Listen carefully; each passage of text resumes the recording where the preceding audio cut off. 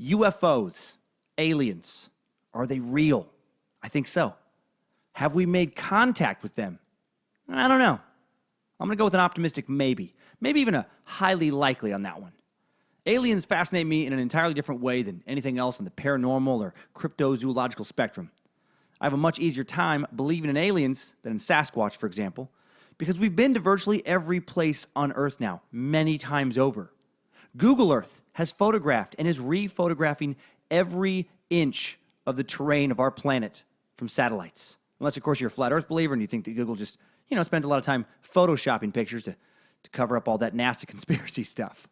But seriously, if Sasquatch is real, we haven't found him yet, at the very least. And you'd think we would have. You'd think we'd have more than some old fuzzy film by now. But space, we really, truly do not know what's out there. No one does.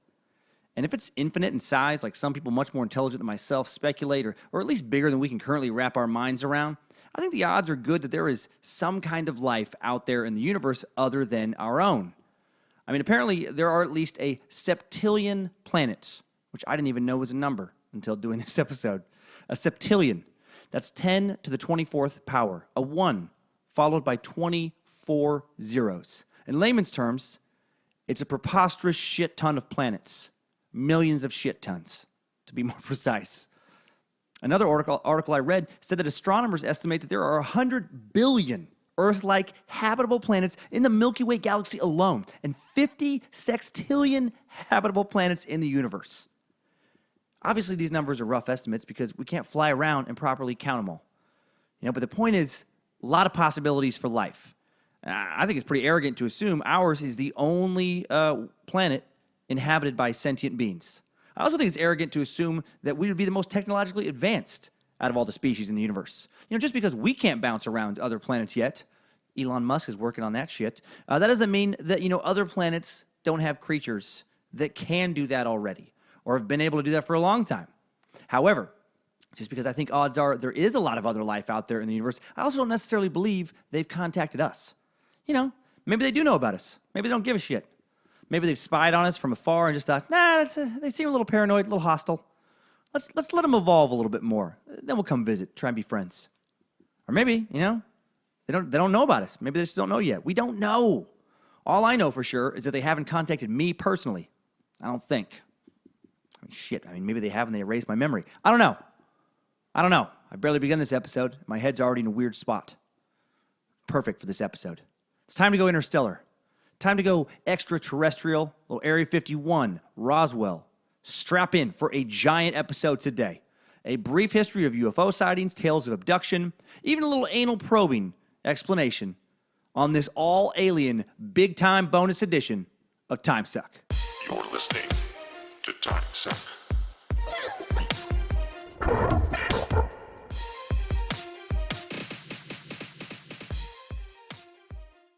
Hello, Time Suckers. Hello to all of you BDMs who have joined the show. You know who you are, and I thank you for coming along with us. Getting to some bonus suckage this week, a little extra suck to take you over into the weekend. Yep, getting some serious suck on right now. For those of you who don't know, this episode is a thank you to all those for the show reaching 200 reviews on iTunes. Actually, got about 225 right now, I think, which is I'm blown away by those of you who have been doing this, doing a lot of them. Got about 30 in the past week, I think, somewhere around 30, 40. So apparently I need to start working on the next Friday bonus episode now. Those reviews help. They do. So do you help, you tell others about the show. That helps push the show into the top 200 most downloaded comedy podcasts on iTunes. We just cracked the top 50. I'm so thankful. That just brings more awareness to the show. The more people listen, the closer I get to exploring, some type of sponsorship. I'll find the right one. It's not going to be fucking Walmart, I'll tell you that. But then I can buy some equipment, some new stuff, retool the website, maybe even get to a place where I can hire some help, crank out more, better episodes. And you make all of that possible, and I thank you. And right now, it's just fun to dream about where this could lead. I have big dreams, man, to create a fun, safe little world for the curious, for us to all kind of, log in and gather and share ideas, and I think we're going to get there. But this week isn't about my dreams. It's about the dream of contact with another world. Aliens. Thanks to Brandon Hotman and Josh DeCruz hitting me up on Twitter at @D_Cummins. Thanks to Carol on the TimesuckPodcast.com message board. And Thomas Royal emailing me at admin@timesuckpodcast.com. My cousin Matt in Wyoming sending me some alien info. And I'm sure several others I am forgetting at the moment. I hope this episode shapes up into something that you were hoping for. So let's start back at the beginning. You know, when did humans start talking about aliens?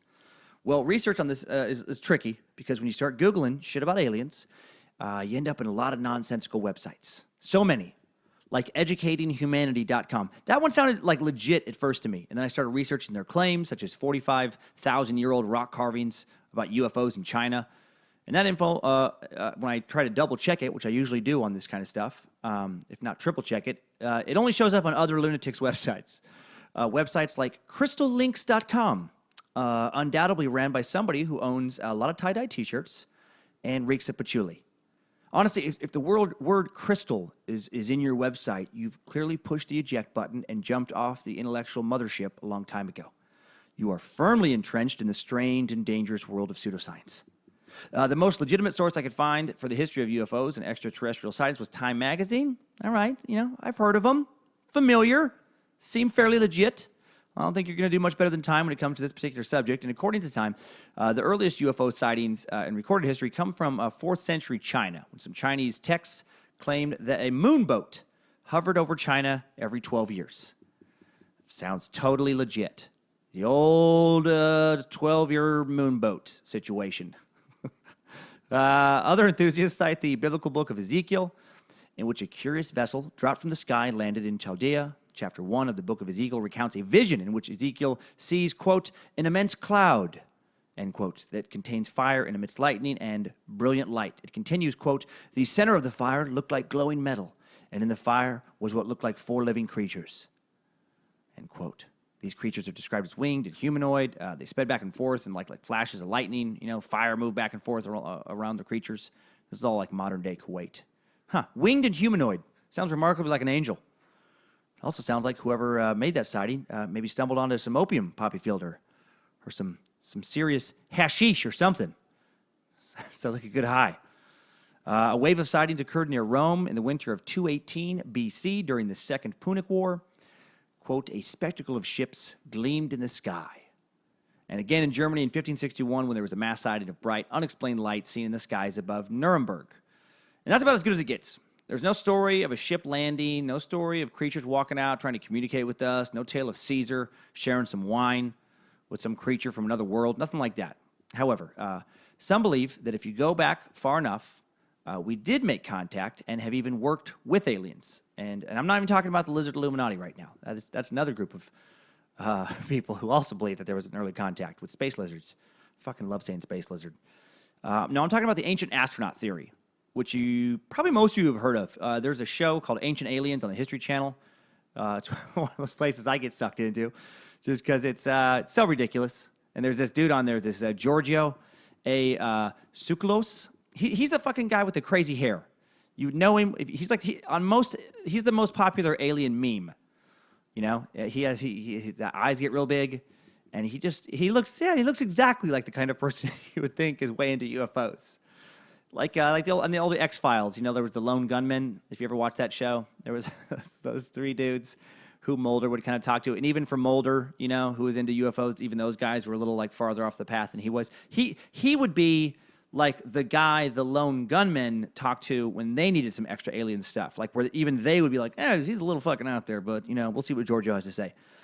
And his hair just keeps getting bigger and crazier as he gets old. More hairspray. I feel like based on hair alone, he could be a member of Trump's cabinet. The king of alien memes. Anyway, Giorgio and the other astronaut theory proponents, they believe that intelligent extraterrestrial beings visited Earth and made contact with us humans back in antiquity and actually influenced the development of human civilization and even religion. Basically, these ancient aliens are kind of like the mother culture that all various human cultures have developed from.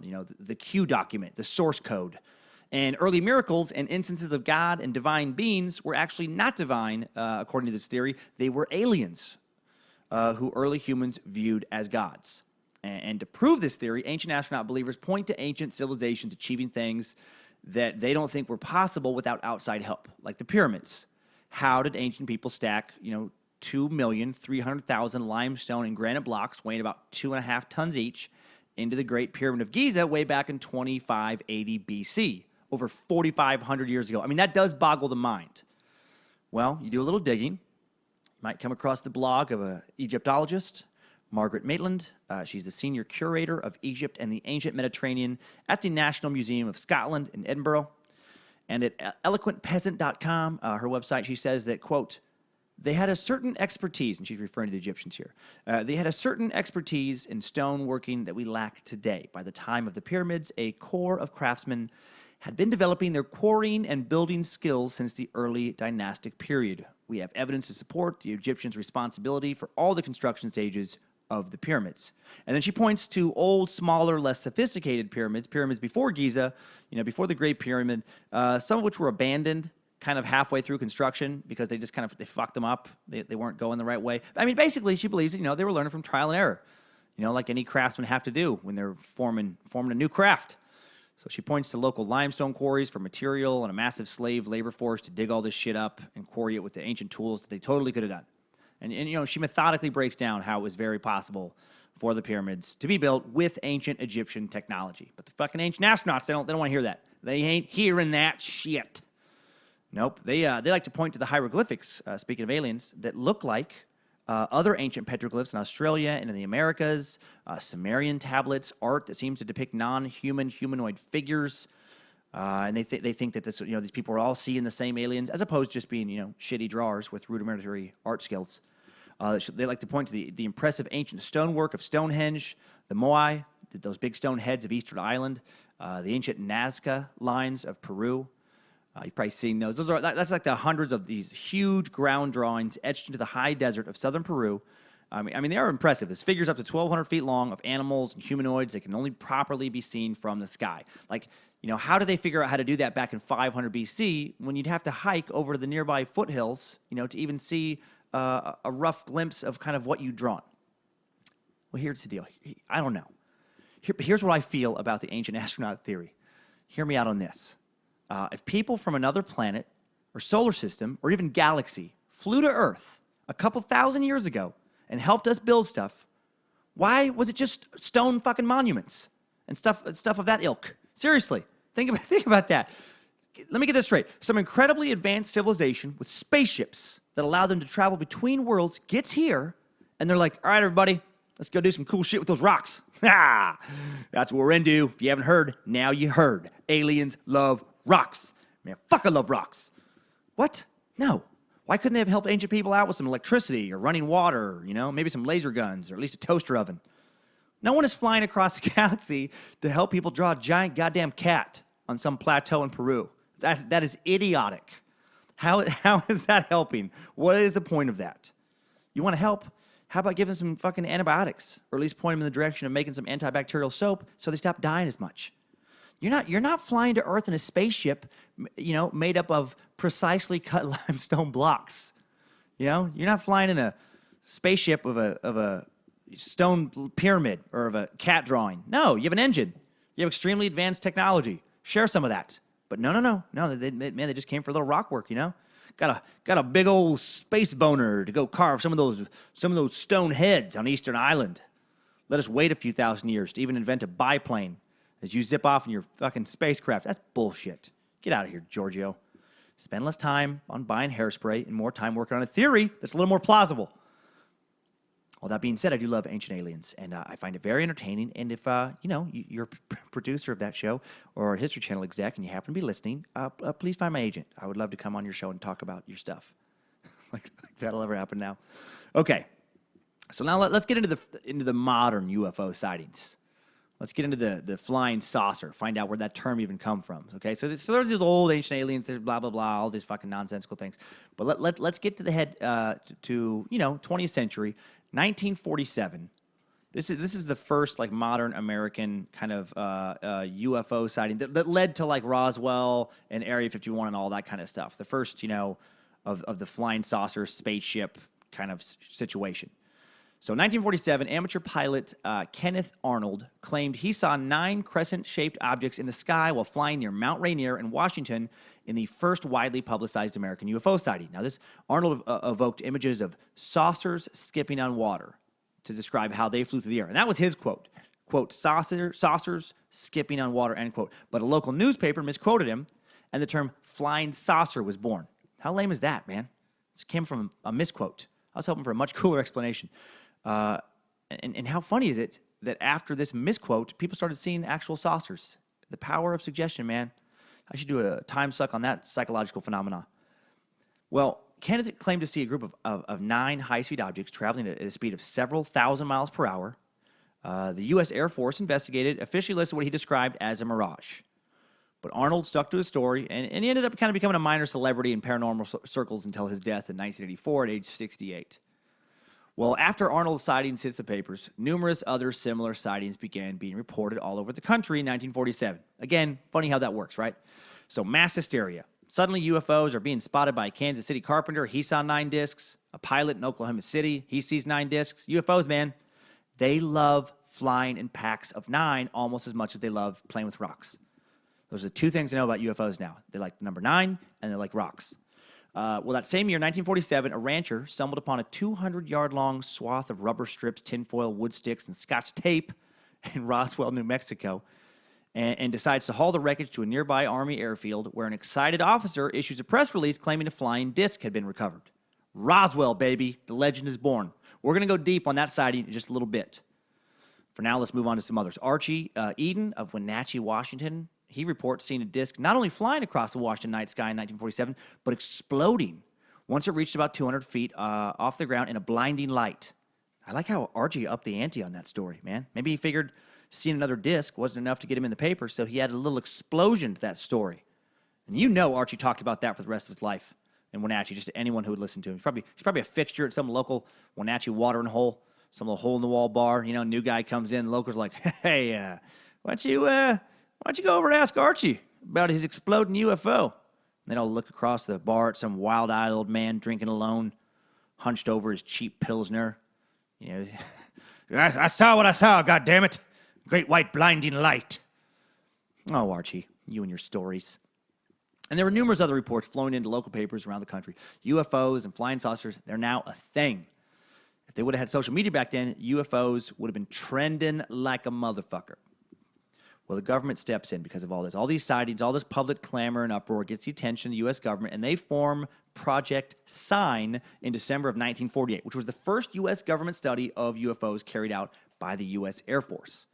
It was the first study overall, but I want to clarify how I said that. It was the first study, and it was carried out by the Air Force, at least officially. It was officially the first study. I was going to add that, a little caveat for you conspiracy theorists out there. You know, I was going to add the term officially that we know of. Apparently, this project was also monitored by the CIA. I think I said CAA. That'd be hilarious. Apparently, Creative Artists, the agency, was monitoring this. They wanted to know if they could, get some fucking endorsements for some clients that were paranormal enthusiasts. No, the CIA monitors this. And at first, the Air Force, CIA, and even White House, they're doing this because they're actually afraid. You know, they were scared. The Russians had come up. Remember, the Cold War is about to get moving after World War II. They're worried about Stalin. What the fuck is he up to over there? You know, they're thinking that the Russians come up with some new scary weapon, and pretty soon we'd all be communists, eating borscht and stale bread, working in dirty communist factories. Well, after a little digging, the Air Force soon concluded that the UFOs were real but easily explained, not extraordinary. The Air Force report found that almost all of the sightings stem from one or more of 3 causes. I think these could apply today. 1, mass hysteria and hallucination. 2, hoax. 3, misinterpretation of known objects.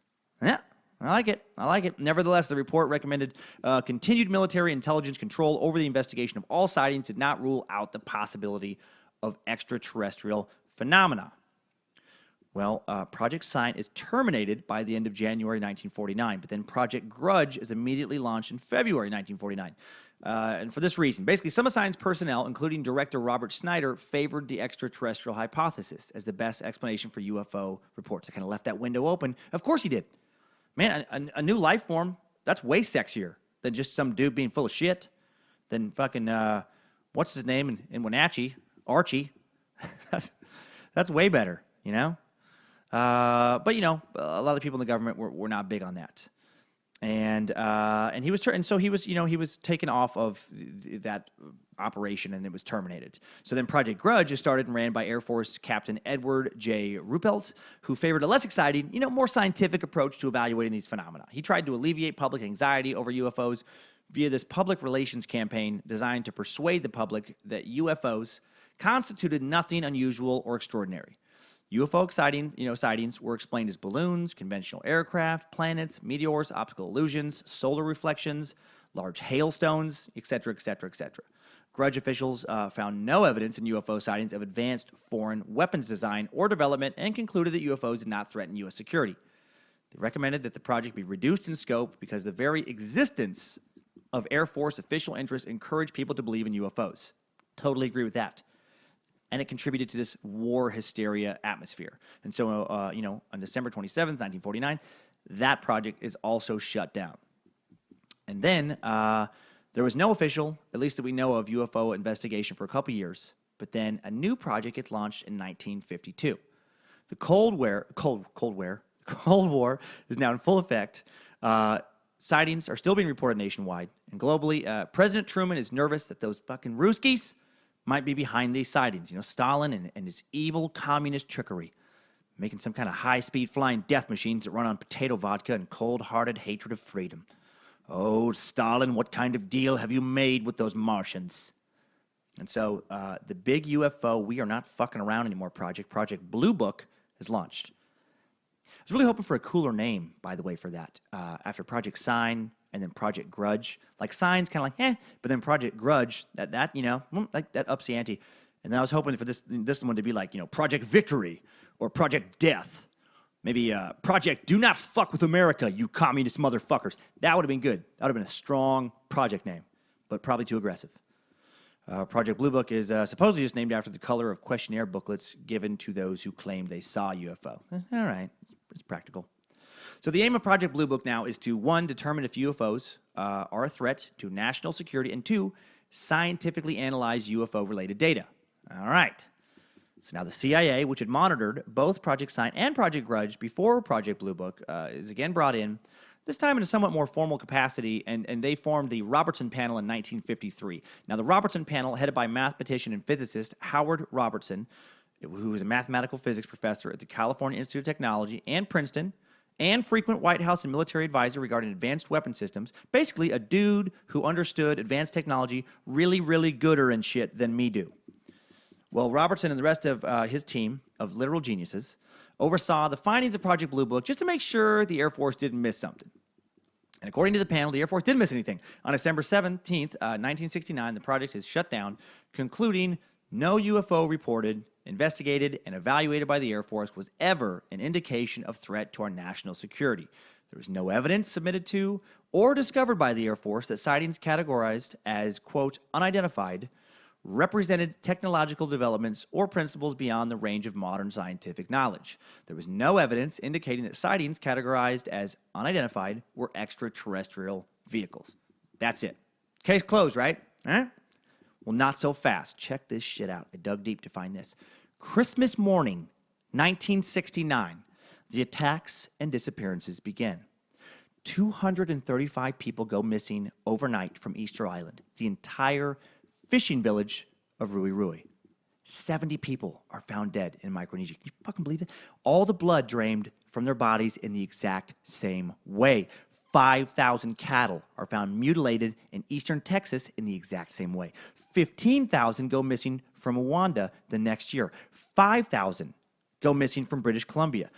30,000 people go missing from rural Western Australia. Now, take a moment and be honest with yourself. How long after I mentioned attacks and disappearances did it take you to realize I was completely full of shit about all that?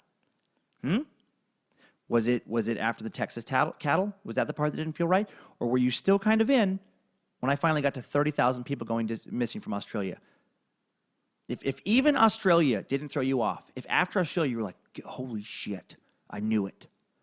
Well, you need to calm the fuck down about aliens, all right? You need to listen to this podcast a little more, and you need to watch X-Files reruns and Ancient Aliens a little bit less. No, since 1969, the government has not funded any UFO research. Nothing's happened, or at the very least, not officially. Now, if you want to believe that shit's still going on at Area 51, that's fine. It makes life more fun. All right, more on Area 51 later, by the way. A lot more. Going to really get into that. Okay, so before shutting down, apparently from 1947 to 1969, a total of 12,618 sightings were reported to Project Sign, Grudge, and Blue Book. Of these, 701 remain unidentified to this day. Bet you alien fans love that, don't you?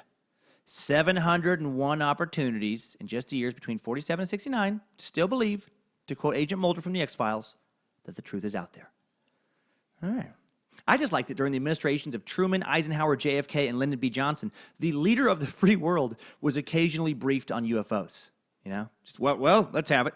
How's Blue Book progressing? Anything we can't explain? Yes, Mr. President, there were a few flashing lights this week. We're having a hard time wrapping our heads around. Some on the team do think they could be extraterrestrial in origin. Most on the team believe that we were just looking at fireflies through some shitty binoculars after too many mint juleps. Huh, okay. Well, carry on with that to get to the bottom of that. And what about the space fortress spotted over East Germany? Well, Mr. President, it seems that the term space fortress may have been a tad dramatic. A spy close to the situation on the ground believes what was seen was actually a shiny kite, a quote, shiny kite. Some kid didn't hold on tight enough, and in all fairness to the tens of thousands of dollars spent investigating this situation, it was a very shiny kite.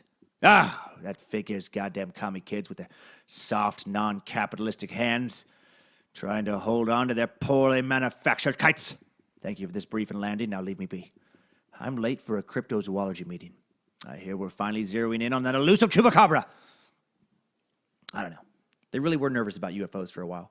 Mounting reports of UFOs over Eastern Europe and Afghanistan prompted concern that the Soviets were making rapid progress in that area. CIA officials knew that the British and Canadians were already experimenting with flying saucers of some kind. Clearly not super successful experiments since we still don't have them today.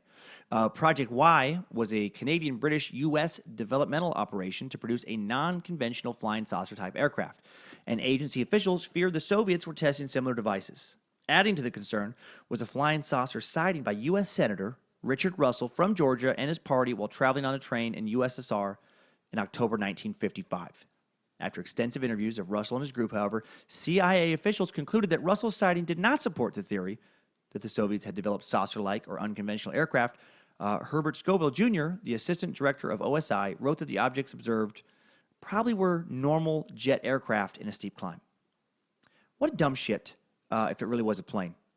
So, Senator, you're positive that you saw a UFO? 100%. There's nothing else it could have been. Nothing. Definitely extraterrestrial, yes. I bet my career on it. Could it maybe have been a normal plane taking off? Yeah, okay. Well, I hadn't considered a plane. Taking off, you say? Well, now that I really think on it, yes, that's entirely possible. Probable even. Yeah, yes, I'll grab my things. I'll show myself out. Well, official funding may have stopped, but the sightings did not. Over the years, thousands have stepped forward to claim that they've seen or been abducted by UFOs. Among these witnesses are more than a few famous names. I love this shit. Miyuki Hatoyama, wife of the current Japanese prime minister, wrote in a 2008 autobiography that one night while she was sleeping, quote, "My soul rode on a triangular-shaped UFO and went to Venus," end quote. Well, thankfully, her soul was later returned. Thank Christ. That'd be terrifying, walking around knowing those pesky aliens had your soul tucked away, maybe in the rings of Saturn, stuck on some comic, stuck in Venus or some shit. U.S. Representative Dennis Kucinich from Ohio, he provided one of the oddest moments in the tumultuous 2008 presidential election when he affirmed in a televised debate that in the 1980s, he and actress Shirley MacLaine witnessed an unidentified flying object over her house. You have to keep in mind, he told Tim Russert, that Jimmy Carter saw a UFO, and also more people in this country have seen UFOs than I think approve of George Bush's presidency. Yo, zing!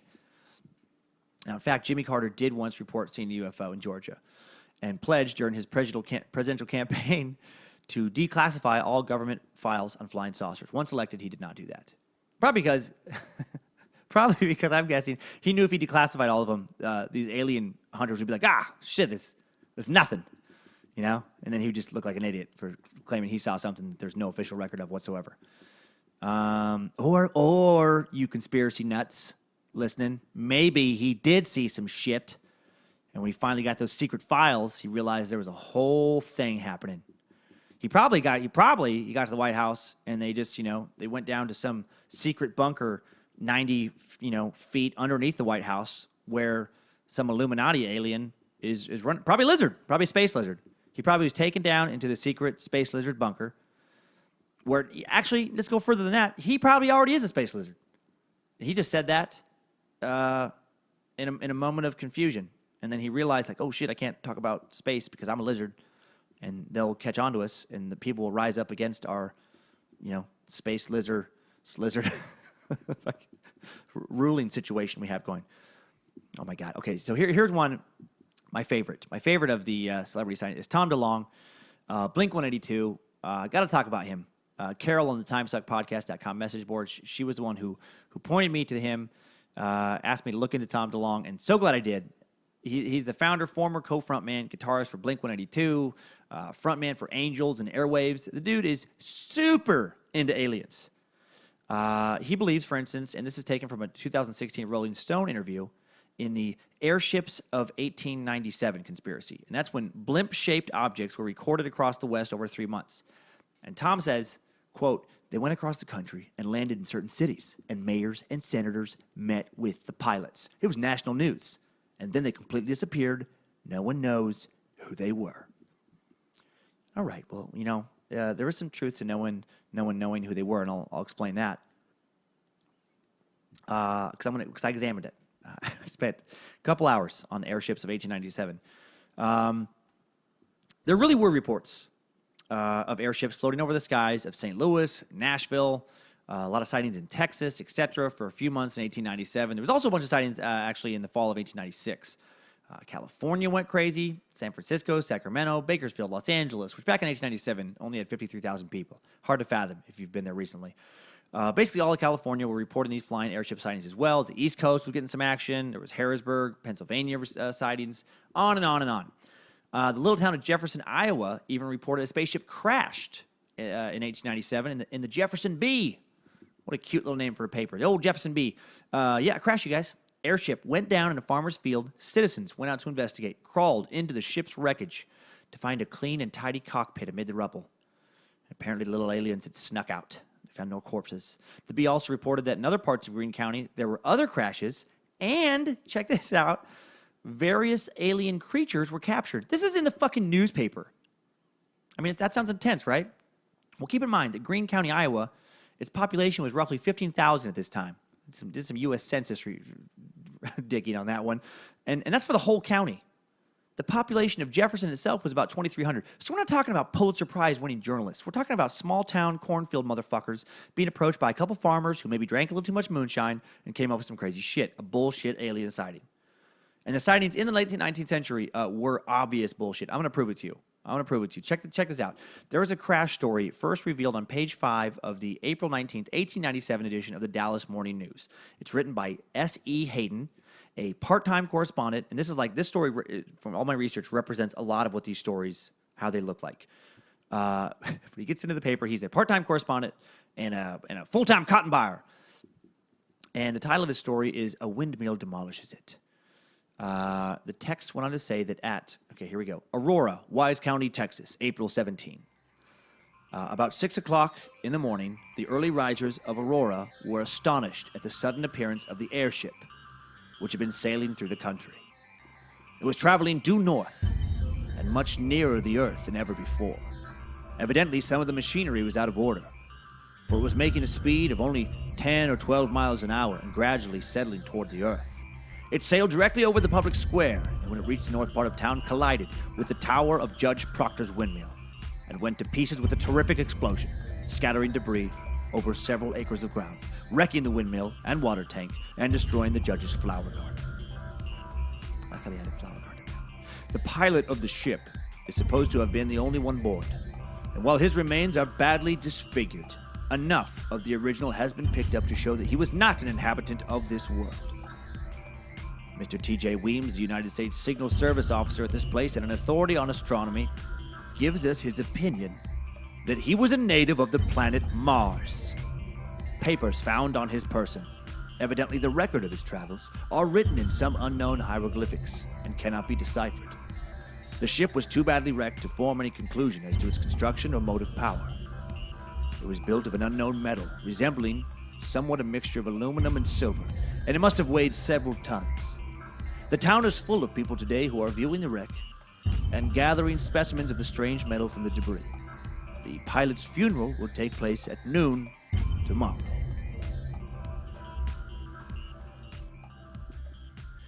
All right, get the fuck out of here. What? This explosive encounter was largely forgotten until 1966. And then Dr. Alfred E. Krauss, the director of the Kilgore Research Institute of West Texas University, made a couple of visits to the crash site, and using a metal detector, he found some 1932 car license plates. He found some old stove lids, a few horse bridle rings, and nothing else. There was nothing to indicate that several tons of unusual metal was lurking anywhere in the vicinity. Of course, there was no metal. There was never a crash. These lunatics and attention whores made all this shit up. I know they did. You know what? Because you know what else they had besides liars in the 1890s? Fucking good cameras. They had good cameras. All right? You mean to tell me these hillbillies found an actual alien? An alien! They think it's from Mars. Wearing a little suit. Got his fucking alien hieroglyphic journal. All right?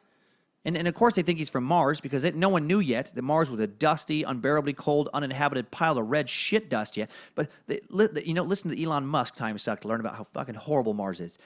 They find a real Martian they take the time to hold a funeral for. They're going to have a funeral for this guy, but they don't bother to take one goddamn photo. I don't care if you don't have a camera guy in Aurora, all right, a town of roughly 3,000 people at that time. 3,000 people who apparently didn't have a working brain amongst them, if they can't figure out, it might be important to head to Dallas, find them one of those fancy camera gentlemen, and have him, I don't know, document life from another planet. But of course they don't do that because none of them saw anything. Liars. But, but it's bullshit that persists to this day. It's still the town's claim to fame 120 years later. The most important part of the Wikipedia page. You type Aurora, Texas into Google, and it autofills with alien grave. But you dig a little bit, and you find that, Time Magazine interviewed Etta Bequez, who claimed that Hayden, the report's author, that the old cotton fucking salesman, had fabricated the entire story, stating that she said that Hayden, quote, wrote it as a joke to bring interest to Aurora. The railroad bypassed us, and the town was dying. Well, there you go. All right, case closed on that one. But what about all those other airship stories Tom was talking about? All right, you do a little quick research, you find that the blimps, a.k.a. airships, were in 1852. They were invented in 1852, by Frenchman Henry Giffard. He built the first powered airship, which consisted of a 143-foot-long, cigar-shaped, gas-filled bag with a propeller powered by a 3-horsepower steam engine. It flew from Paris to Elincourt, France, 27 kilometers. I don't know how it did that on a fucking lawnmower engine, but it did. And this is 45 years before the 1897 sightings. I mean, as early as 1783, the Montgolfier brothers caused a huge sensation throughout the civilized world when, before a crowd that included King Louis the 16th and Marie Antoinette, they heated the air inside of an envelope of aluminum varnished taffeta and launched a sheep, a duck, and a rooster onto an 8-minute, 2-mile flight across the royal palace of Versailles. It was the first ever flight to carry a living creature. Balloons were used by the French to transport letters and passengers out of besieged Paris during the Franco-Prussian War between September 1870 and January 1871. 66 flights, of which 58 land safely, carry 110 passengers and up to 3 million letters out of Paris. By 1895, Count Ferdinand von Zeppelin, the old Zeppelin guy, patents a rigid airship that patents balloon gas cells with rigid framework. That's 4 years before the sightings. Also, think about this. The Federal Aviation Administration, the FAA, the agency that regulates civilian aviation, wasn't established until 1958. So before the FAA, there was the Commerce Act, passed in 1926, fostering air commerce, issuing and enforcing air traffic rules, licensing pilots, blah, blah, blah. And all their rules were enforced by the Department of Commerce, who I doubt were taken seriously. No one's ever said, like, quick guys, hide our unregistered plane. Some Department of Commerce agents are speeding this way. So prior to 1926, though, in say, 1897, airships were 100% technologically possible. They were definitely around, had been so for 45 years, and no one was regulating the sky. You didn't have to get a building permit to make one, no pilot's license, nothing.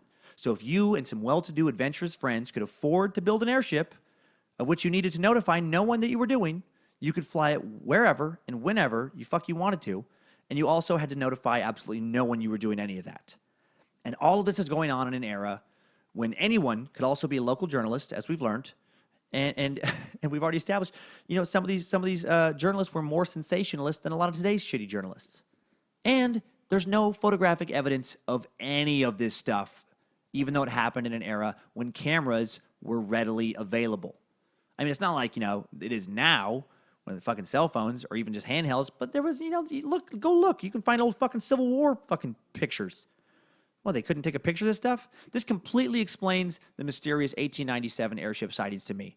And in 2009, American author J. Allen Danilek wrote a book called The Great Airship of 1897, in which he made the case that the mystery airship, I guess he thought it was one, was the work of an unknown individual, possibly funded by a wealthy investor from San Francisco.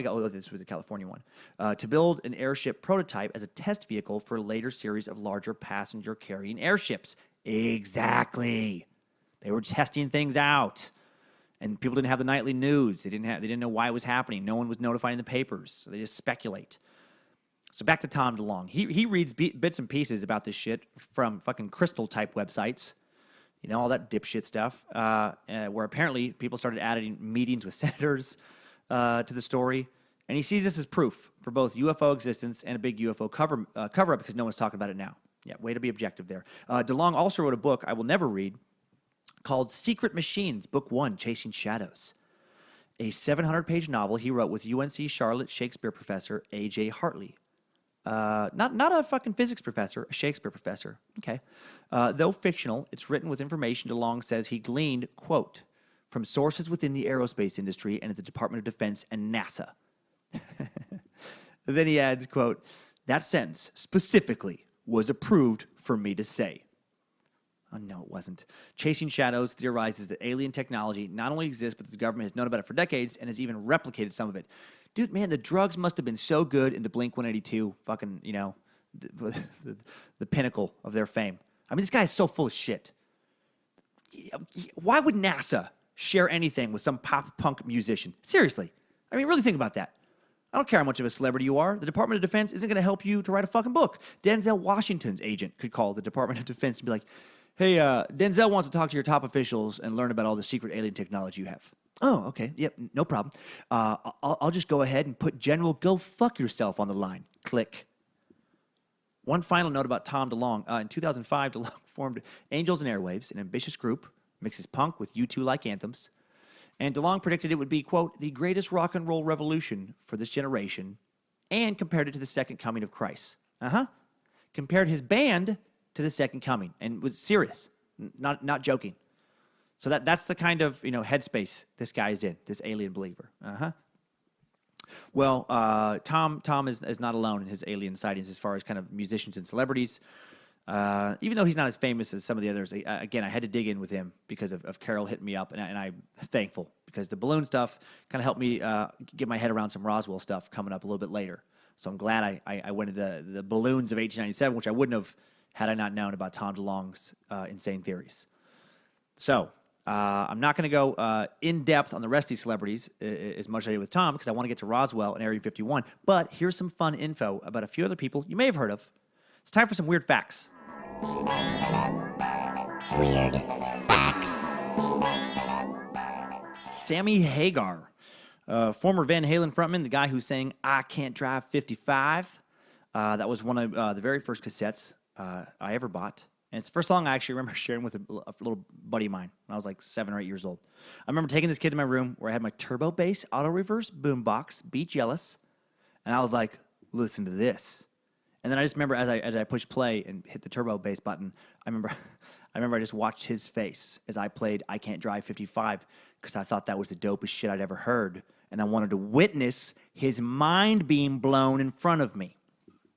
Anyway, in his autobiography, Red, My Uncensored Life in Rock, Sammy describes an alien encounter. He says, quote, I was lying in bed one night, dreaming. I saw a ship and two creatures inside of the ship. I couldn't see their faces. They were connected to me, tapped into my mind through some kind of mysterious wireless connection, end quote. The singer explained that although this happened in a dream, he knew, you guys, he knows the experience was part of something real with actual knowledge being transferred. Sure, it was real, Sammy.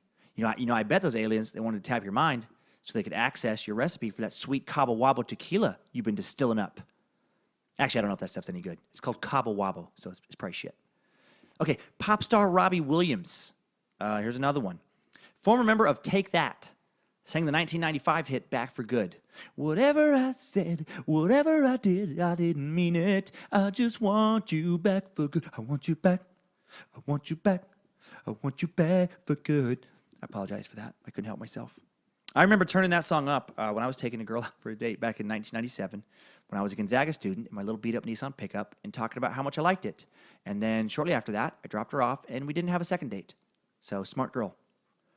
Anyway, back in 2006, best-selling English singer Robbie Williams took a hiatus from his musical career to explore the world of UFOs and extraterrestrial life. He and journalist John Ronson headed into the Nevada desert to meet UFO abductees and gather their own evidence. Keep in mind that his career was on fire when he did this. Take That, you might not have heard of them because they weren't as big here in the States as they were in the UK. They were a super group in the UK. I mean, he just released a #1 solo album in the UK in 2005. He'd released another one in the fall of 2006 when he gave up on devoting his life to finding those pesky aliens hanging out in the desert. Fucking sneaky aliens. They're probably hiding in some lizard Illuminati tunnels under the Nevada mountains or something. Or maybe he did see those aliens, but those goddamn space lizards manipulated his mind, controlled his thoughts from their moon-based weapon thing. Damn you, space lizards! If you don't know what all these space lizard references are, by the way, just check out the Lizard Illuminati episode of Timesuck. Well, Robbie still believes, though. He still believes, even though he didn't find what he wanted in the desert, because he's claimed to see UFOs 3 times with his own eyes. Once when he was a kid in England, again when he was in Beverly Hills, and once more after writing a song about alien contact. Sure you were. I'm sure you saw him. Must be nice to be wealthy, talented, and insane. That's a recipe for a fun and exciting life. Of course you saw him after you wrote that goddamn song. You were just thinking about it all the time. Okay, William Shatner, another one. Captain Kirk, baby. Now, I'm including the Shatner, even though he retracted his statement saying he actually saw aliens firsthand. Years ago, he said he saw UFOs after crashing his motorcycle in the desert. Because aliens love the desert almost as much as they love rocks. Deserts are where mirages happened. Is that a coincidence? I don't think so. Anyway, he later admitted he lied about this in an autobiography. He did say, though, something really cool that resonates with me in a 2010 interview with the Montreal Gazette. He says, quote, "There is no doubt that there is life out there. The mathematics of it lead you to that absolute conclusion. In my mind, there is no doubt that the universe teems with life in all forms." I fucking love hearing that from Captain Kirk. Star Trek reminds me of my it's just great childhood memories. Watched it with my dad. He loved that show, loves it still. Growing up, I loved it.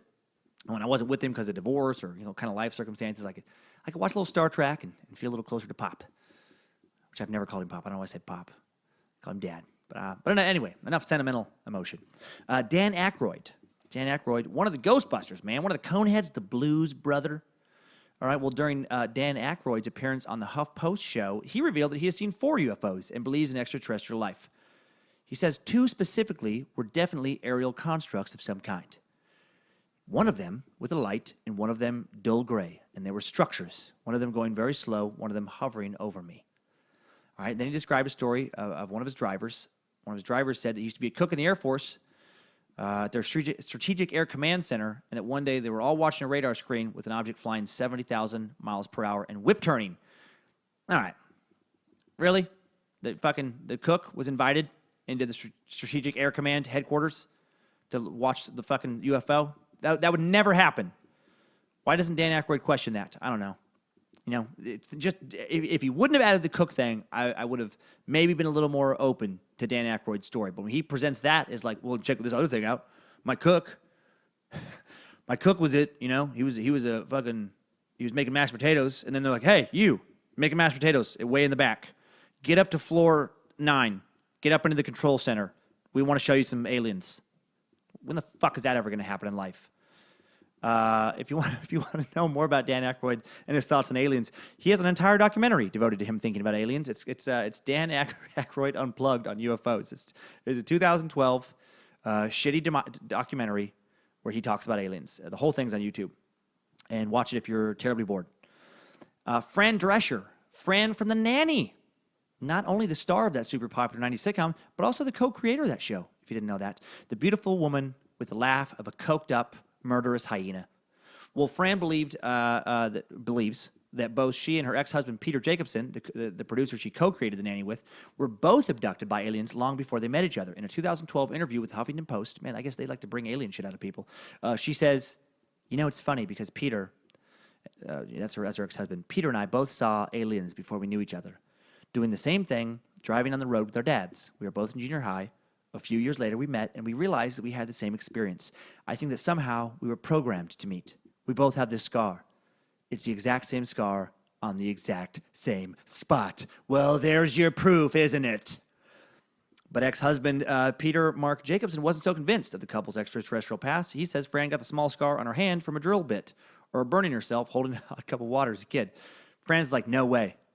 No way. She goes, quote, I said to him, that's what the aliens programmed us to think. That's what Fran explains. She says, but really, that's where the chip is.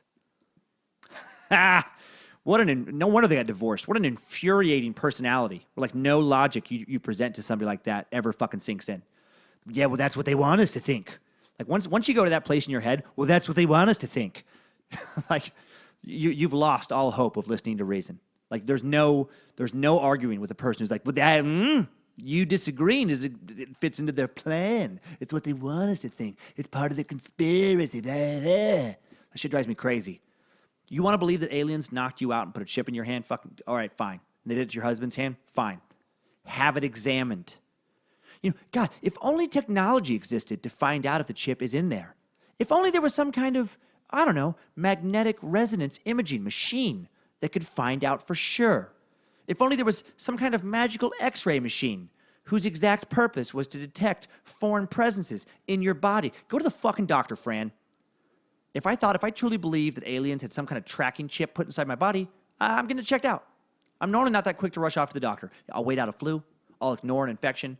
But alien thought control chip programming my decisions? Yeah, I'm going to go to urgent care. I'm going to get that shit X-rayed ASAP. Finally, all Scientologists. All of them. All Scientologists believe in UFOs. All right, Will Smith, Travolta, fuck all of them. Way into it because it's integral to their religion /cult /nonsense. Scientologists believe that Xenu, the dictator of the Galactic Confederacy, brought billions of his people to Earth, then known as Tikik, a fucking nonsense word that L. Ron Hubbard made up, in DC-8-like spacecraft 75 million years ago. He stacked them around volcanoes and killed them with hydrogen bombs. Because that's what you do when you want to kill people. You want to fucking fly them in a large spacecraft over a great distance to then kill them on a volcano. That makes a lot of sense. Official Scientology scripture holds that the Thetans, the immortal spirits of these aliens, adhere to humans, causing spiritual harm.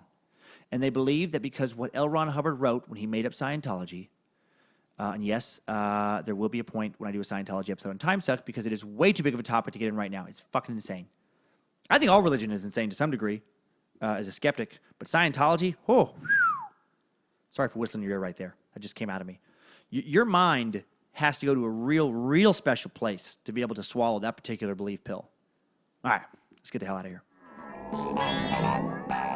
Weird facts. Okay, so now we have an understanding of the history of UFO sightings. Little sampling of people's firsthand accounts, and I give it an overview of how the U.S. government has handled UFOs. So now, all right, let's suck into the mother of all UFO sightings, the holy grail of the UFO true believer, Roswell. All right, let's start with the crash description. I Googled Roswell, UFO crash, and I had to wade through a lot of horse shit before arriving at the FBI's website where I could read their official report of the incident. Now, if you're a conspiracy theorist, you might be thinking, that's the last place you should look. They're covering it up. I can hear that being said by Agent Mulder. Come on, Scully, wake up. You think they're going to tell you the truth? Well, believe it's the truth or not. Here's the report. FBI, Dallas, 7/8/47. Director, Cincinnati, urgent. Flying disc information concerning. Headquarters, 8th Air Force. Telephonically advised this office that an object purporting to be a flying disc was recovered near Roswell, New Mexico this date. The disc is hexagonal in shape and was suspended by a balloon by cable, which balloon was approximately 20 feet in diameter. Further advised that the object found resembles a high-altitude weather balloon with a radar reflector, but that telephonic conversation between their office and Wright Field had not borne out this belief. Disc and balloon being transported to Wright Field by a special plane for examination. Information provided to this office because of national interest in case, and the fact that the National Broadcast Company, NBC, Associated Press, and others attempting to break story of location of disc today. Advised would request Wright Field to advise Cincinnati office results of examination. No further investigation being conducted. End.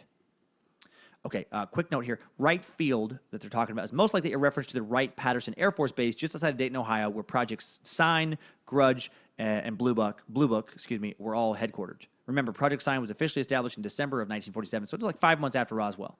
So they probably already had some, people in place. They were interested in these unexplained flying phenomena of recent months. Fucking balloons, huh? The entire UFO hysteria from 1897 and Roswell, bunch of goddamn balloons. All the interest in little green men, Martians, flying saucers, etc., all go being traced back to people not understanding how fucking balloons looked in the sky. Part of me really hopes that's true because it's just so ridiculous. And if you're wondering why the NBC and the AP were involved, if it was just a balloon, remember that on June 24th, Kenneth Arnold claimed to see 9 flying objects around Mount Rainier in Washington. All those other reports of people seeing it, got big news. The term flying saucer was coined, and now there's tons of copycat sightings springing up around the country. UFO sightings are essentially, like I said, trending, have huge social currency. Everyone wants to believe. It's on the collective mind of the whole nation. And then in the midst of this hysteria, 14 days after Arnold, Roswell happens. You think that's a coincidence? Bullshit. Of course people thought it was some Martian. Everyone is looking into the skies, begging to see something they can tell other people is an alien spaceship. Also in the summer of 1947, a large number of weather balloons with metallic radar testing attachments were released into the New Mexico skies from the Alamo Gordo Army Airfield in New Mexico. This was a classified project because, remember again, World War II has just ended, the Cold War is getting ready to start, and coming up with new military technology is a huge national priority. And finally, there was no initial reports of bodies at the balloon crash site. I didn't know that. Those didn't surface until years later because that's how long it took those attention seekers and fucking lunatics to make them up. So, and you might be thinking, if you're a skeptic of the government, you might be thinking, well, couldn't ask for a better time to sneak real aliens in, could you? That's what the conspiracy theorist in my head's saying. Right when you could easily explain it away, that's when they sneak in. That's perfect. All right? Easy. Inner Mulder, easy. Okay. So that's the official Roswell story. So now let's hear the conspiracy version. I'm going to refer to a 2017 article interviewing Jan Harzan, the chief executive of the Mutual UFO Network, MUFON, who believes that the military covered up what really happened at Roswell. When he was speaking to Forbes.com, Mr. Harzan was asked if he thought Roswell was real or a hoax, and he said, real. Get a copy of the video presentation of Recollections of Roswell, filmed by MUFON member and well-known UFO researcher Stanton Friedman. And then he continues.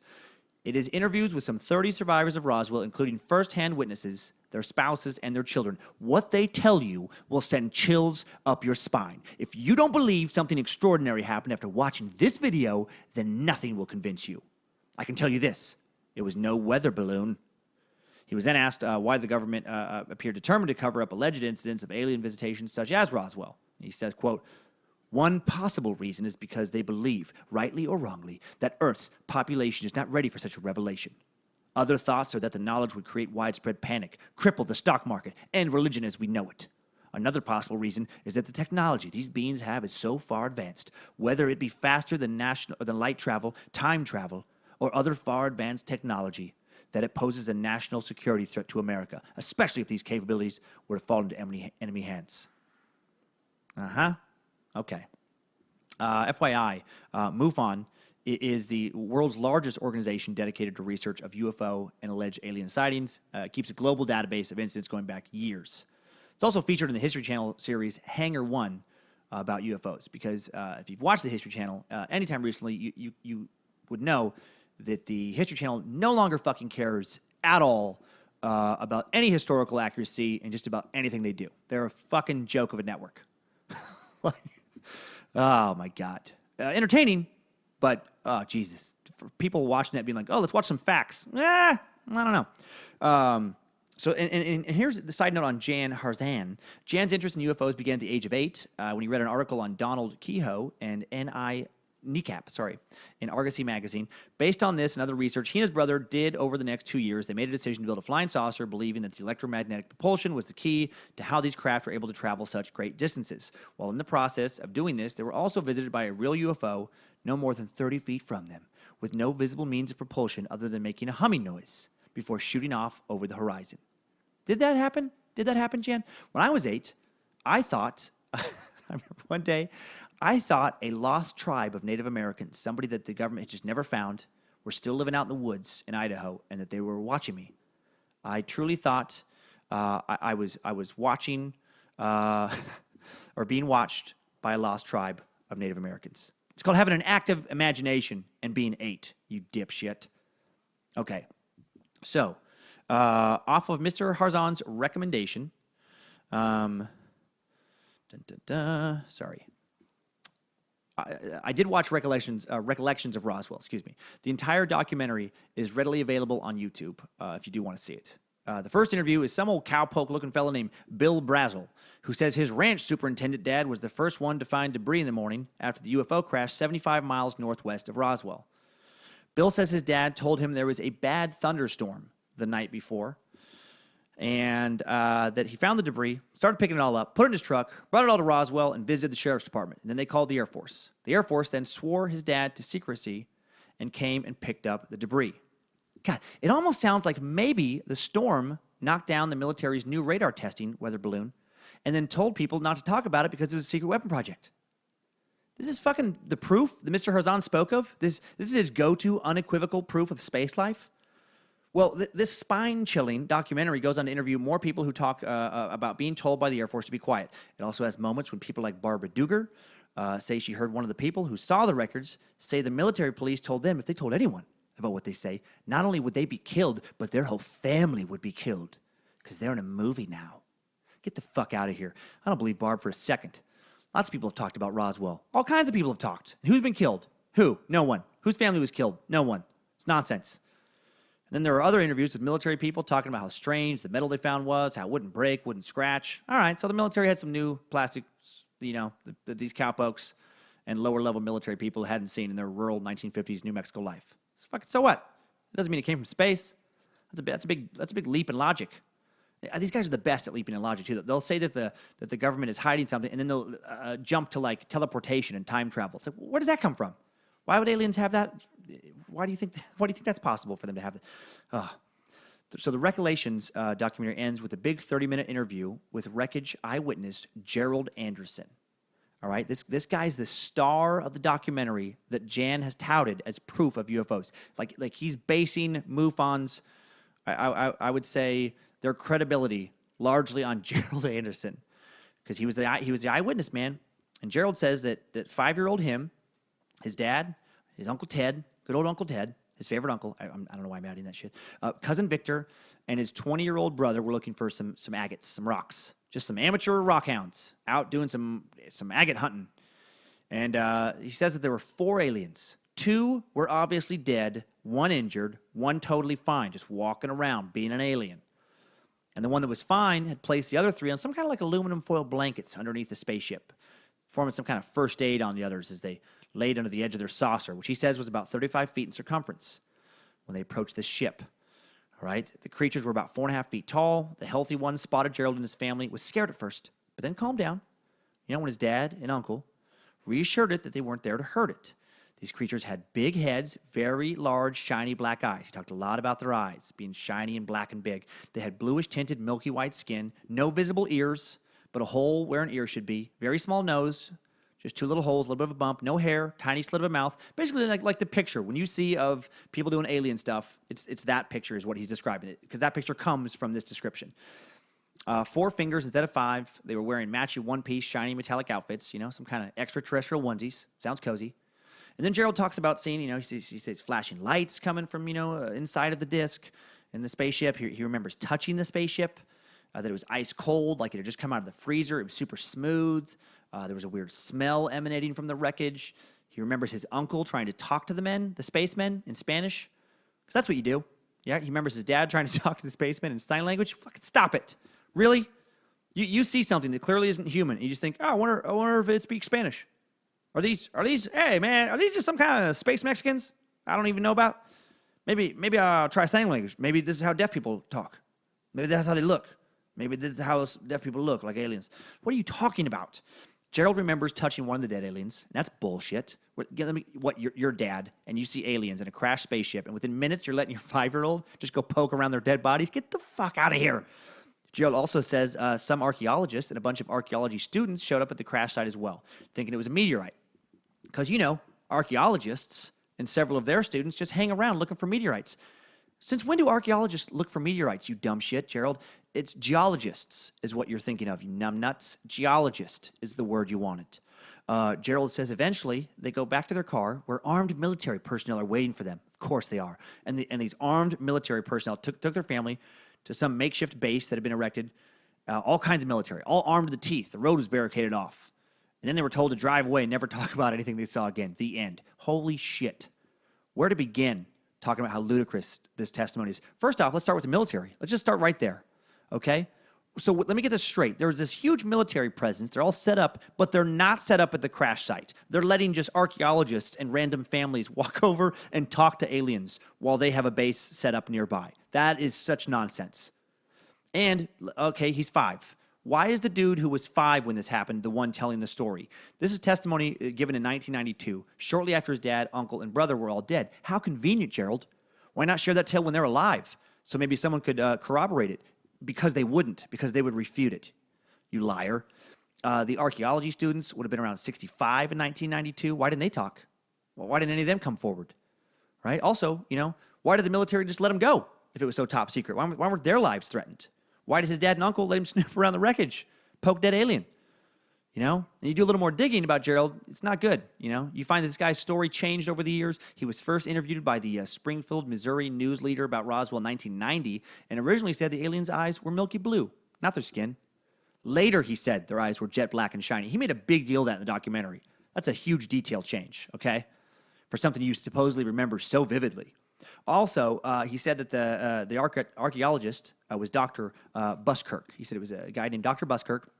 Turns out he had a teacher in high school named Dr. Buskirk who taught an anthropology class he took. You dipshit. That alone invalidates your story. You saw an archaeologist when you were 5 who had the exact same name of the teacher you'd later have in high school. A teacher, by the way, whose physical description matched the description he gave for the archaeologist in one of his interviews. Finally, later in life, same Gerald Anderson made up a story about being a Navy SEAL. And some real SEALs found out and listed him on their wall of shame.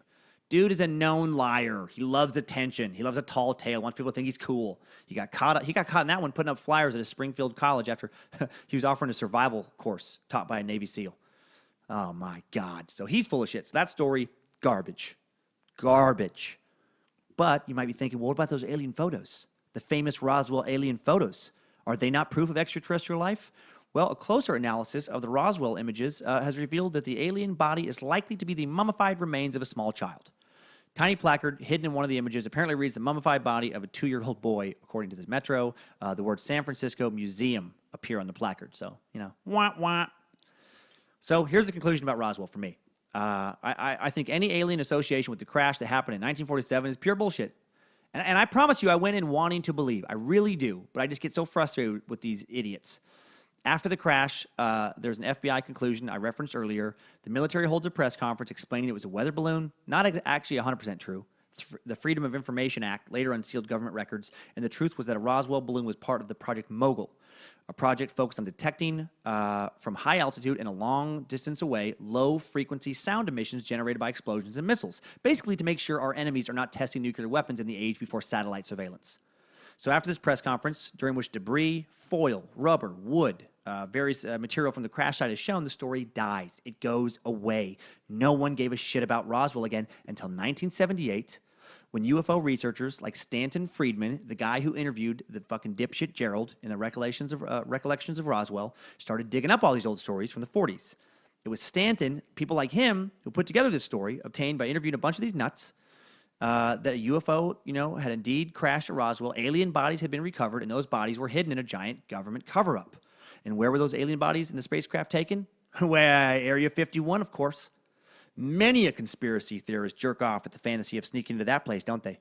Hundreds, if not thousands of people, if not millions, that they believe that Area 51 is the real-life version of, like, the Men in Black headquarters from the movie, where aliens are just fucking hanging around, shaking hands with government employees. They're sworn to secrecy. Come on, man. It's the digital age. Eventually, someone would fuck up and put an alien on Snapchat or Instagram. But anyway, let's learn a bit about Area 51. In August 2013, Jeffrey T. Richardson, a researcher at the Washington, D.C.-based National Security Archive, a nonprofit think tank, obtained declassified documents about the development and use of the U-2 and Oxcart surveillance aircraft in the 1950s and 60s. The documents made repeated references to Area 51 and detailed how it was selected as a testing area by the CIA again, they're involved, they're getting their agents involved. Now, the CIA, the U.S. Air Force, and a defense contractor, Lockheed, now like Lockheed Martin, because of its remote location. They often included a map that confirmed its exact location. Previous to this information, Area 51 had basically been the worst-kept secret in U.S. Secret military base history. But in conspiracy, late-night AM radio, Art Bell, George Norrie, coast-to-coast land, Area 51 is where we've reverse-engineered alien spacecraft, where we've cloned aliens, maybe faked the moon landing, right? So why has Area 51 stirred up all these conspiracy theories? I mean, I do understand it on some level. It really was a top-secret base. That's not up for dispute. Satellite imagery of the area, approximately 80 miles northwest of Las Vegas, in the middle of the barren Nevada desert, was routinely removed from government databases, like it wasn't there. But in 2000, photographs taken by a Soviet orbital probe were obtained and published.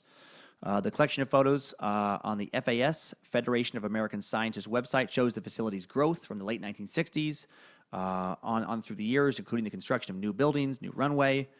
The base itself occupies only a fraction of the more 90,000 acres it sits on. It consists of a hangar, guard shack, a few radar antenna, some housing facilities, mess hall, offices, runways, shelters.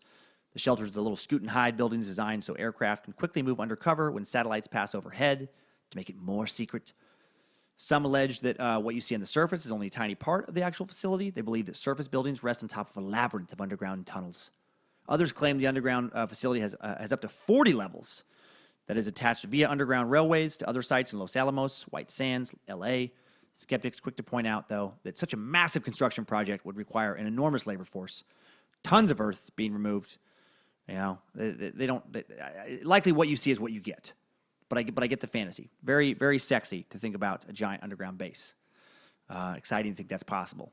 Even today, Area 51 is surrounded by thousands of acres of empty desert landscape. The Air Force has withdrawn lands from public use to help keep the base hidden from snooping eyes. For many years, observers would hike to elevated vantage points like Whiteside's Peak or Freedom Ridge.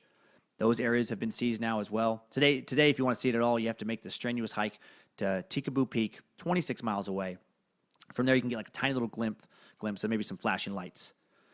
Most commuters to Area 51 travel on unmarked Boeing 737s or Boeing 727s.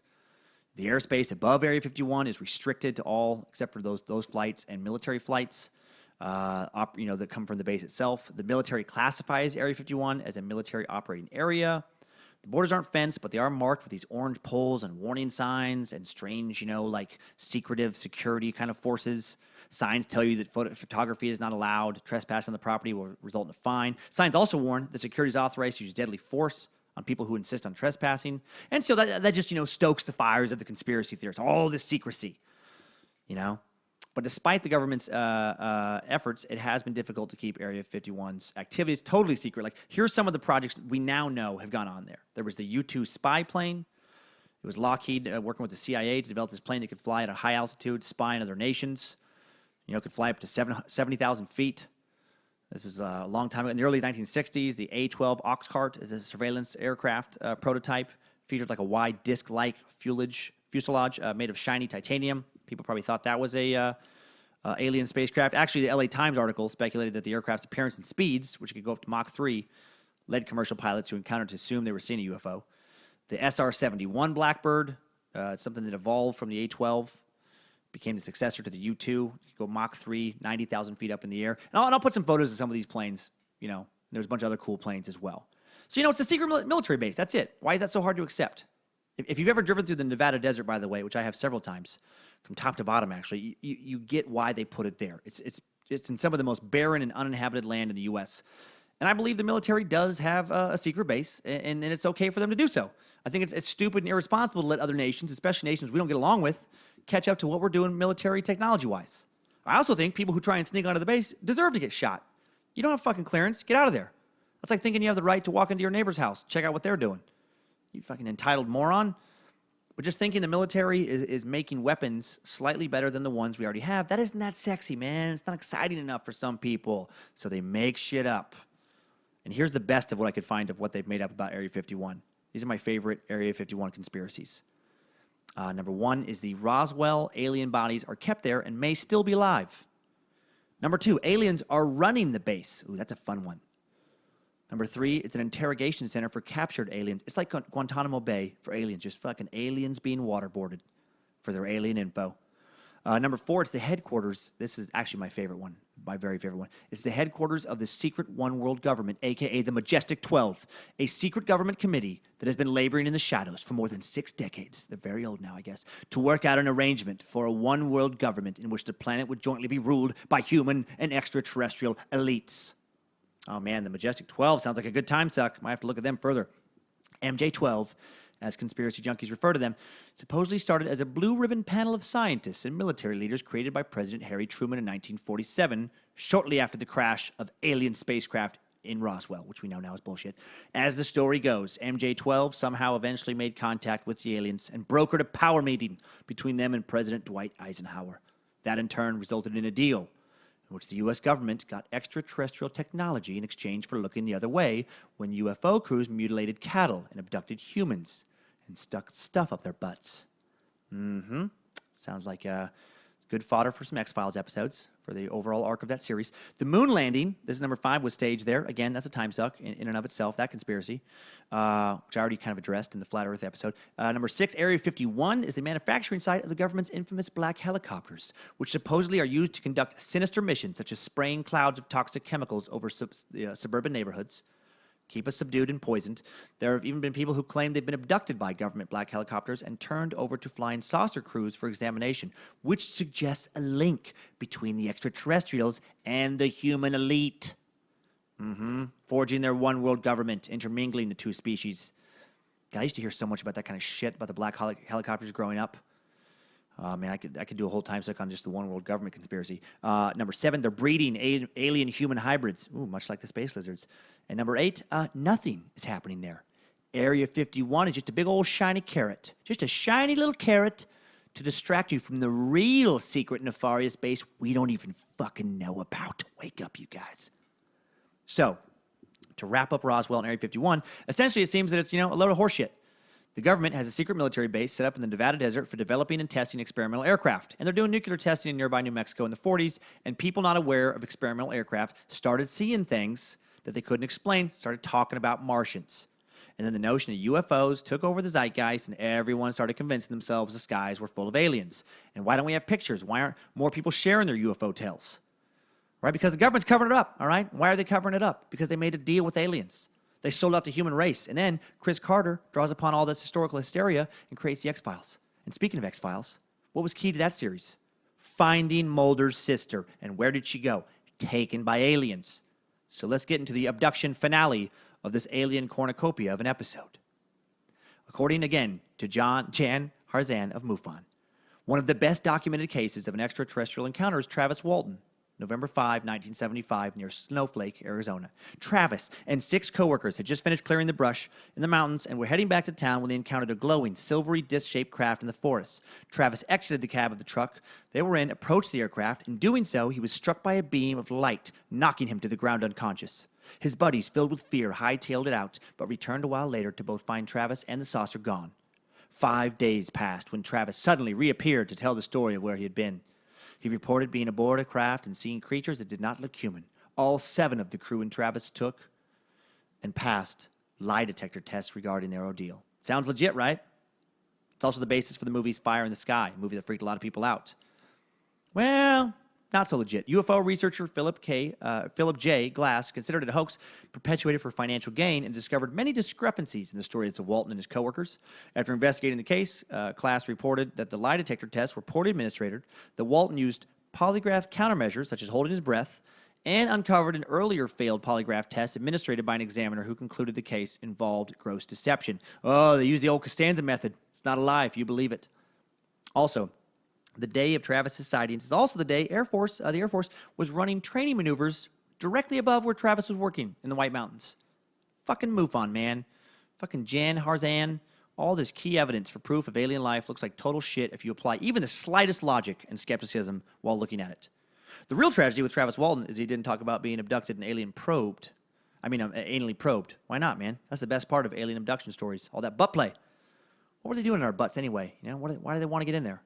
Well, in the hundreds of insane UFO websites I've visited the past few days, believers think they're maybe tagging us with some sort of tracking monitoring device, you know, like we tag creatures, except we don't put stuff up their butt, but that's what they like to do. They just put it in your butt. You'd think it would show up in an autopsy from time to time. Or they're grabbing some fecal matter for some sort of research. Again, you'd think they could find stool sample instead of just, you know, shoving shit up our ass and grabbing one of those cookies while it's still in the oven. Or they're collecting semen by sneaking up there and manipulating our prostate. Or they think it's fun to shove stuff up our asses. That last one was mentioned nowhere other than in my head. Where's all that butt stuff come from? I fucking found it, you guys. Barney Hill, that's where it comes from. The first abductee to talk about being anally probed. The story that launched the extraterrestrial exploration of 1,000 buttholes is a guy named Barney Hill. What a perfect name for an anal probe origin story. Wait, who was the first guy to get a probe up his ass? Oh, that'd be Barney. Barney Hill. Barney Buttplay Hill.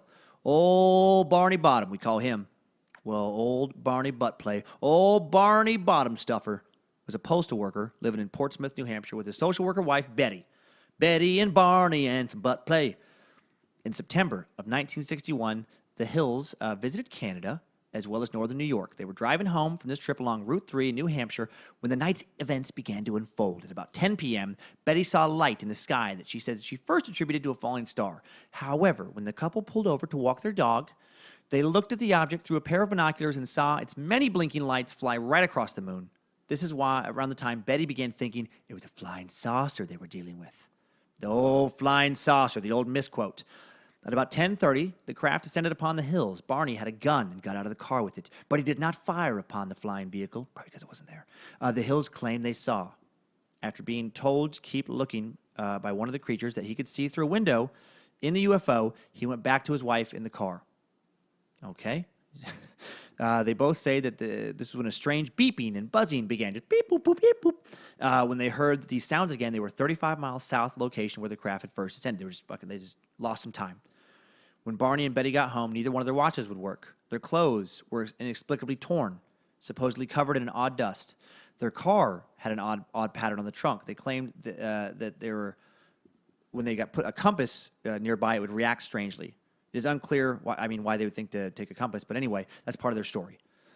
The United States Air Force attributed this story to a misidentified planet, Jupiter, that's what they think they saw, and declined further investigation. But they think they both lost time, but neither had any injuries or indications of trauma. And then Betty had 5 consecutive nights of dreams that left her wondering what really happened to them. What happened to them that night? She remembered some kind of humanoid creature taking her aboard the spaceship by some kind of hypnotist method. Fucking space hypnotists, man. They're the worst space beings. And the Hills eventually saw hypnosis themselves. Apparently they were really into it. And it revealed another story. Now we're getting into the butt stuff, you guys. Here it comes. Betty's descriptions from her dreams changed in subtle ways under hypnosis. For Barney, things got a lot more sinister. Oh, boy, did they. He recalled being anally probed under hypnosis. And so it begins. So begins the low-hanging fruit for decades of comedians. Barney also thinks he had semen collected in an entirely separate procedure. Those fucking aliens, super interested in Barney's junk. Couldn't get enough of dicking around with his privates. Well, their doctor who conducted the hypnotism concluded that Betty was a victim of her dreams and that Barney had been brought into the delusion by proxy. That sounds right to me. In truth, Barney was less sure that he'd been abducted by aliens than his wife. But sadly, he passed away less than a decade after the initial incident, so we can't, there's no more interviews with him. And like all alien stuff I come across, there is, it turns out, a very easy explanation for this story. This is from Jason Colavito's website, jasoncolavito.com. He's an author and editor based in Albany, New York. A lot of books like Cult of Alien Gods, H.P. Lovecraft, and Extraterrestrial Pop Culture. He's done stuff for American Heroes Channel, the History Channel, cited in stuff like The Atlantic. He considers himself a historical researcher and a skeptic. And yeah, he looks for scientific explanations of this stuff. And he says, as I've previously demonstrated, nearly all of the imagery Barney Hill used to describe his alien encounter closely paralleled imagery from the 3 episodes of the classic Outer Limits television series that aired in the 3 weeks immediately preceding his hypnotic session. Although Hill started hypnosis in January 1964, his claims about the appearances and activities of the aliens began on February 22nd, 1964, just after the episodes of February 3rd, 10th, and 17th aired. All of which share elements of Hill's statements. The aliens' appearance, wearing black leather jackets, parallels the aliens seen in the Twilight episode, black leather jackets on January 31st, 1964. In the February 3rd episode, the invisible aliens performed surgical experiments on humans who, like Barney Hill, were lying face down on a table. In the Invisibles, a crab-like alien monster with a long tube-like tail is placed on a supine human's back, and the tail enters the human's back to inject an invisible parasite. Hill's anal probe is a reasonably nightmarish kind of inference from the alien tube of the show's original broadcast. You know, especially because the framing of the scene, the dude had clenched teeth, hands gripping the edge of the table. It suggests some kind of sexual violation. So yeah, old Barney Butthole sees some butt rape on the boob tube, some paranormal butt rape, and it seeps into his fucking weak brain, and he concocts this story. Well, sorry, guys. I wish I would have found some proof. I really do. I wish I could have ended this episode with an aha moment. So that's where aliens visited us. That's when it happened. Instead, I just looked into a lot of people with very active imaginations who have the need for attention as a higher need than sharing the truth. But at least it makes for great entertainment, right? I think it does. And just because these shitheads haven't seen anything, it doesn't mean that aliens aren't really out there. It's space, man. It's space. Think about those septillion or whatever numbers of, planets that could have life on them. I still believe. And I also believe it's finally time on this marathon of an episode for some top 5 takeaways. Timesuck Top 5 Takeaways. Number 1, I can never listen to Blink 182 again. Not that I listened to them that much before. Tom DeLonge has let his need for alien life to exist blind him to the truth in front of him. There were no UFO sightings in 1897, just balloons and people who didn't know a lot of shit about balloons. And really, really, really bad newspaper journalists. Number 2, nothing happened at Roswell. It was just another balloon and a sad man who lied about being a Navy SEAL, also lying about seeing 4 Martians when he was 5 years old, one of which his dad just let him poke around a little bit, because that happens. Number 3, there are no aliens at Area 51. Come on. There are just weapons we're not supposed to know about because the government rightly assumes that the general public is not to be trusted with sensitive military information, and because we prefer not to hand over weapon blueprints to places like North Korea. Number 4, the ancient astronaut theory makes absolutely no sense whatsoever. Why didn't ancient aliens give us useful information and technology as opposed to just helping carve old rocks into pyramids and stone heads? Get out of here. And number 5, I love William Shatner. Captain Kirk says that based on mathematics alone, there is life somewhere out there in the solar system, and I agree. It's just life that lunatics like Sammy Hagar, Dan Aykroyd, and Fran Drescher haven't seen yet. Timesuck Top 5 Takeaways. All right, thanks for listening to this big episode, everybody. Don't expect all of them to be this big. This was just a massive subject. And I feel like the bonus 100 review episodes, feel a little worthy of going a little further to me. You guys help me so much when you rate and subscribe to Timesuck to get that episode. And speaking of bonus episodes, once I get to 300 iTunes ratings, I'll do another. And as of this recording, we're already a quarter of the way there. We're somewhere around 225. So I'm going to give you a little carrot for this next bonus episode. It's going to be about Hitler's rise to power, the pre-World War II years of the Third Reich. That just seems timely right now, and that's not because of Trump. Every time a new president takes office, people start making Hitler comparisons. I've literally heard it my entire life. I heard it with Obama. He's going to take away our guns, just like Hitler did. Just like Hitler did. Maybe it's because I'm from northern Idaho, a hotbed of conspiracy theory. Who knows? But I just want to lay out how he rose to power, and you can decide for yourself if it relates to any present situations. This is not a partisan attack. I am neither Democrat nor Republican. I feel like both parties stopped serving the common citizenry a long fucking time ago.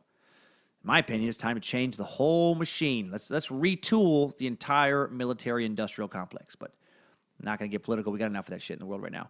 If you want to know what the next episode of Timesuck will be before it comes out on Mondays, please follow me on either Twitter @D_Cummins, on Facebook Dan Cummins Comedy, or on Instagram Dan Cummins Comedy. I also post tour dates there. And I also post them at the dancummins.tv website. I'll be at Hyenas Comedy Club in Plano, Texas, February 23rd through 25th. The Tacoma Comedy Club in Tacoma, Washington, March 2 through 4. Charlie Goodnights in Raleigh, North Carolina, March 9 through 11. Lots more places coming up after that. So keep rating the show, keep subscribing, keep telling your friends. I'm so thankful, and have a great weekend, Time Suckers. Got another episode right around the corner.